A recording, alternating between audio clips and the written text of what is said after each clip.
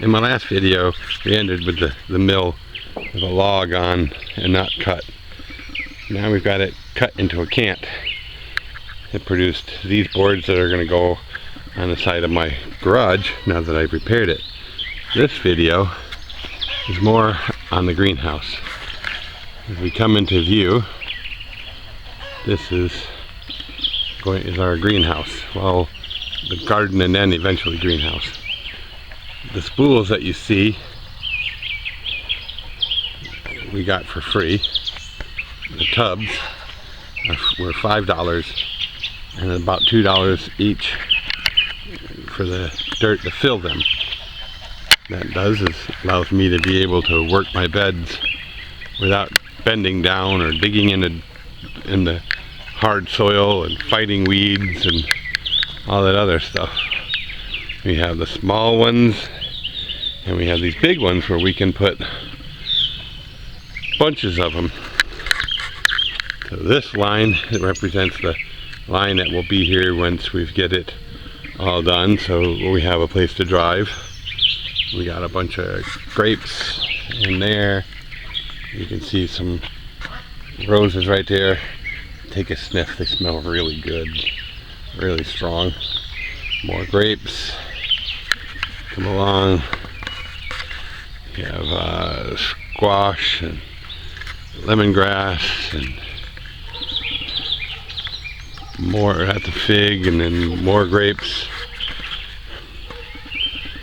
This whole row that we went down represents one wall of what will be a completely enclosed greenhouse.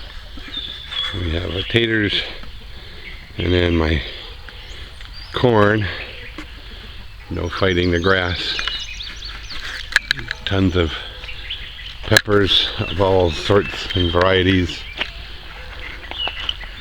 all sorts of flowers and things like that.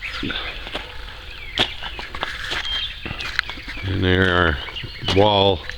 This is, like I said, represents the wall of what the large greenhouse will be.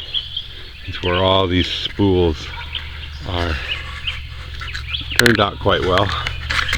Those are the tops and bottom of the IBC totes that you see in my videos on the aquaponics.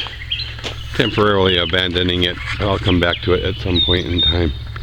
And then we have the gated portion of the garden and the hoop house, which will eventually be completely inside a 60-foot long, 30-foot wide, 15-foot tall greenhouse, timber frame. Come in, so it's good here.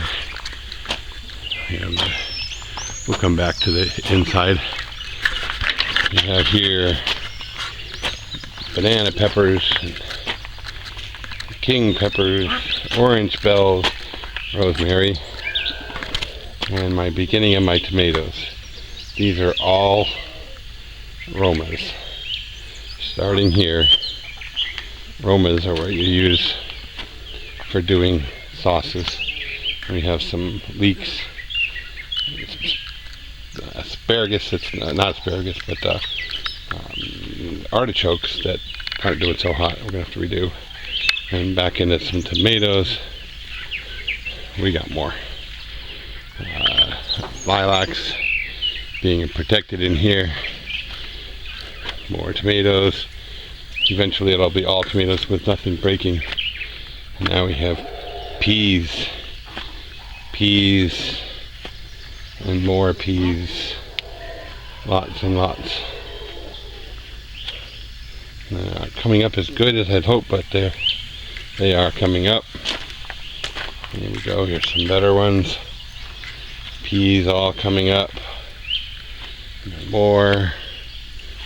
And then more, and then tomatoes.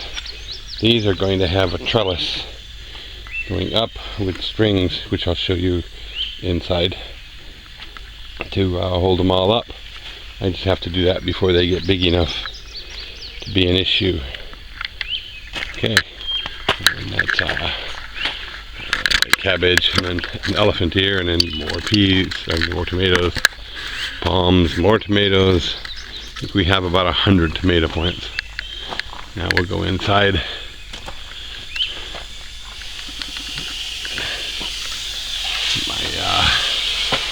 tomato plant.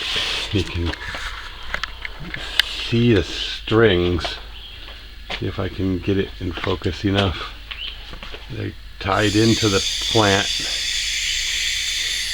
and then we trim the bottoms, and as it grows we lower the plant with the strings and guide the stalks where we want. The vines. We've got celery that has not been harvested. Lots of other ones.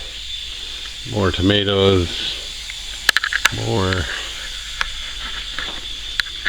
celery that's been harvested, and look at that, it's like 2 days ago, 3 days ago. I already have leaves again. Pineapple and some more. So eventually the greenhouse will come all the way out here, and we have berries, lots and lots of berries. These are going to be taken and put around the outside of the chicken coop to create a barrier for, or not chicken coop, but the chicken yard, to create a barrier so that critters can't get to my animals. And there we see our newest addition, 4 ducks and some happy chickens. So it's our little homestead. Hope you enjoyed our video. Please like it and share it with your friends. Thanks. Bye.